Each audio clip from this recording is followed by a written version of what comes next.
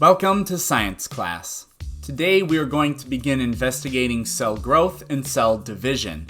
You begin life as a single cell, produced from the dumping of genetic material by a sperm cell into an ovum or egg cell, which is much larger and contains a complementary set of DNA.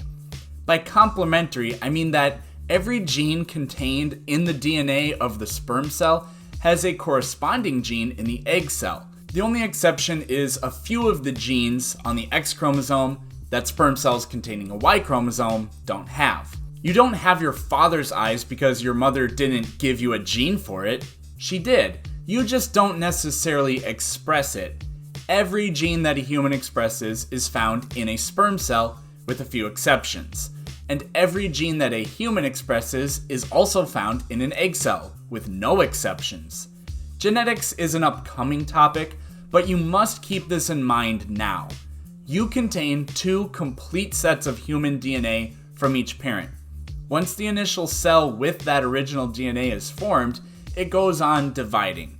An adult human contains something like 37 trillion cells, all of which are genetically identical, except for the sperm or egg cells, but all of which are physiologically different.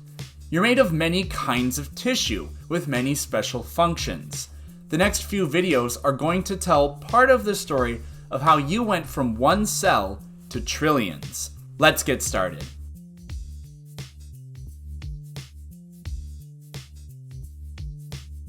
Today's topic is on cellular growth, why cells divide, and how reproduction is tied to cellular division. We will begin with cellular growth. The fusion of two cells, sperm and egg, that only occurs once in your lifetime. These are the only kinds of cells in humans that ever combine. In reality, as I alluded to earlier, the sperm cell only injects its DNA into the egg. The sperm cell itself doesn't actually make it in. All growth and change that occurs in your body from that point forward is the result of one cell splitting into two. Amazingly, it would only take 45 divisions from that original cell to produce over 35 trillion cells, approximately how many a full-grown human contains. However, it doesn't happen as simply as that. Growth and division are extremely complex processes. Some parts grow and divide more rapidly than others, some parts stop division almost entirely shortly after birth, and the cells only grow larger. The division of one human cell into two identical, what are called daughter cells, is called mitosis, which will be the topic of the next video. So why divide? Why not just allow the cell to grow to an unlimited size? The largest single-celled organisms are the Xenophyophorae, which can grow to around 20 centimeters across, almost exactly as large as a volleyball. Crucially though, they don't look anything like a volleyball. Take notice of the actual shape of the Xenophyophorae, because this folded ribbon shape will be extremely important later on.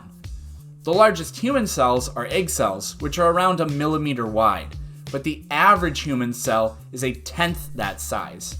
The major reason why cells divide, rather than continue growing, is that large cells are extremely inefficient for many reasons.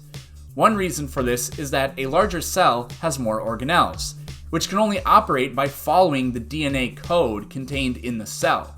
Life is just a series of chemical reactions. A cell can't stay active and maintain life without DNA, because DNA guides the production of proteins and enzymes which carry out those life-sustaining reactions. Your red blood cells do not contain a nucleus, or DNA. All they do is transport oxygen, which is aided by diffusion. But red blood cells also die after about 120 days, because they degrade and can't repair themselves. A cell only gets one copy of DNA, so there's only so much of it to go around.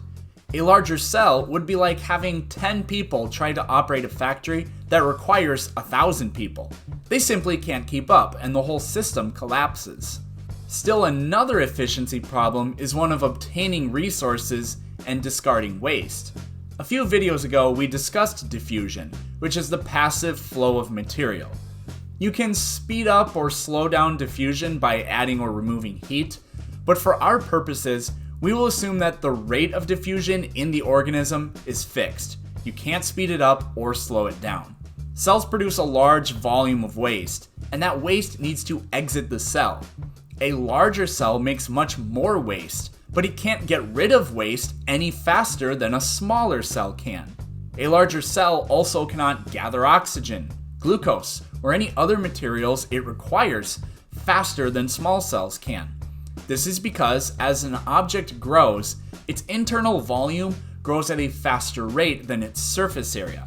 The volume is where the waste is produced, and the needed materials need to go, but the surface area is the only way in or out. Picture a simple cube, and another one whose lengths are 3 times greater than the original. The surface area of the larger cube is 9 times greater than the original, but its volume is 27 times greater. It's hard to grasp just how busy our cells are, but materials are constantly being consumed and purged, so it is absolutely necessary to get materials in and out as efficiently as possible. This is why large organisms need a respiratory system to force oxygen into their bodies faster than it could possibly diffuse. Because they are larger, they are much more inefficient. Insects don't have respiratory systems because their bodies are so small enough for oxygen to diffuse in quickly enough to reach all their tissues. Size and inefficiency is why we need circulatory systems to pump oxygen and nutrients around, because it could never diffuse throughout our bodies fast enough otherwise. Now, not all organisms have these systems. Jellyfish don't have a respiratory system or a circulatory system. They don't even have blood. How do they get by? Let's imagine our original cube again. Now picture another shape that is 3 times longer on 2 sides, but the same height. Its surface area is now 5 times greater, but its volume is only 9 times greater. Although the shape is very broad, diffusion only needs to worry about the shortest distance it has to go. In the 3 times larger cube, there was no short path to the center, but in the broad flat shape, there is a short path. Broad flat shapes and long thin shapes are supremely efficient. The jellyfish gets by because its main body is composed entirely of broad flat shapes, while its tentacles are long and thin. This is also the strategy of the Xenophyophorae. Their body is like a very long coiled ribbon. A ribbon is long, broad, and flat, kind of like this ruler, and material only has to diffuse in or out as far as the distance of this thin edge. Xenophyophorae solve the DNA overload problem by containing multiple nuclei, so there are extra copies of all the instructions spread throughout. Human skeletal muscle cells, which can be thousands of times longer than they are wide, adopt the same strategy. Cells of the human body come in a wide range of shapes and sizes. Some are cube-shaped, some are column-shaped, some are very long and thin, others are broad and flat. Much of their shape is important for their function, but efficiency is always a factor. Fat cells are inefficiently shaped. The sphere is the least efficient shape because it has the greatest volume per surface area. But in this case, that's what we want. The fat cell is storing energy, and the most efficient way to store energy is to pack as much of it into a small space as possible. Finally, I want to discuss cell replication as it relates to reproduction. This will be extremely important in the future as we move into meiosis and genetics, but it's good to get a preview of that so you're prepared when we get there. For unicellular organisms, cell division is reproduction, and the most common form of that is called binary fission. Any organism that reproduces asexually this way produces a clone that is almost completely identical to it. For that to happen, any cell must first make an extra copy of all its DNA so that each new cell has all the information it needs to function. Your cells do this too. They copy your entire genome before they can divide. The process is mostly perfect, but there are errors made in the copying sequence, which is an example of evolution. Very slight variations in the genes of a colony of clonal bacteria will leave a few survivors when treated with antibiotics. Then their descendants all go on to have that characteristic, and an entire population of antibiotic-resistant bacteria emerges. Multicellular organisms can reproduce asexually as well, such as in budding. In budding, a fragment of fully developed tissue separates from the adult and grows into a new organism that is also a clone of the parent. The organism then grows through regular mitosis, the division of cells in multicellular organisms. Sexual reproduction, which we've discussed before, is any form of reproduction where two reproductive cells combine their genetic information and form the first new cell of an organism. Fungi do it with spores, plants do it with pollen, animals do it with sperm and egg. Asexual reproduction has its benefits. It can be accomplished rapidly, and there's virtually no competition, and the offspring have the same advantages that allowed their parents to survive. But since asexual reproduction produces what are essentially clones, they will not be adapted for an environment that suddenly changes for whatever reason. The great advantage of sexual reproduction is that it leads to a great amount of genetic diversity, because two genomes from two individuals form the offspring.